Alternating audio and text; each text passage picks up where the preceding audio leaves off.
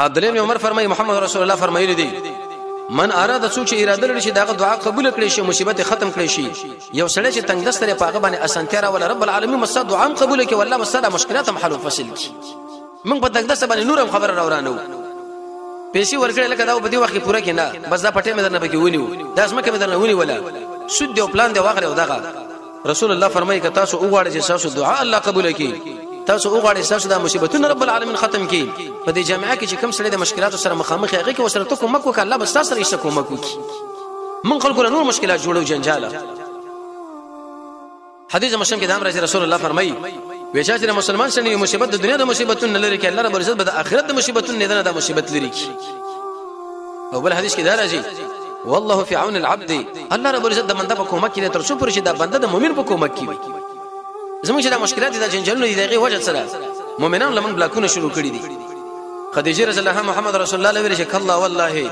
د سینې د زماره په الله باندې قسمی الله تعالی شرمای زکه تشل الرحمن د خلکو سره پالي د چا چې کار نه غل کار پیدا کوي چې کم سړی پرې وتري اگر او چتای او چې کله په سړي باندې مصیبتونه راغلي دغه سره کومکونه کوي د انسان هیڅ چرته الله نه خرابای موږ سره رحمن قطع کو بیکاره غوسه کې چې کار پیدا کو نوري مرته ورانه یو سړی چې پریوته هغه چې موږ راوچته ګنورم خراب کوي پرې د چې د تربور د تباہ برباد شي د انسانانو سره موږ د الله هیڅ چرته کومک نه دا څومره کېره خزوا د رسم اساسي سبب چې الصدقه دا سبب د مصیبتونو د لړ کولو لپاره چې کله ست رزق ته چې ته صدقې له زور ورک الله به رزق راخېد کی دا محمد رسول الله فرمان دی عليه الصلاه والسلام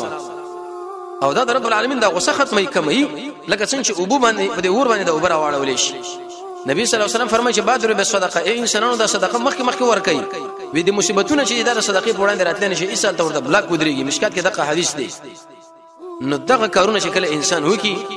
به تور مثال صبر دی تقوا ده د الله د پېښینه یره ده رب العالمین د دمکن نه یریدل دی الله لا عاجزی ده الله لا تسلیمی ده د الله نه بکنه غختل لا اله الا انت سبحانك اني كنت من الظالمين دغه دعاګانی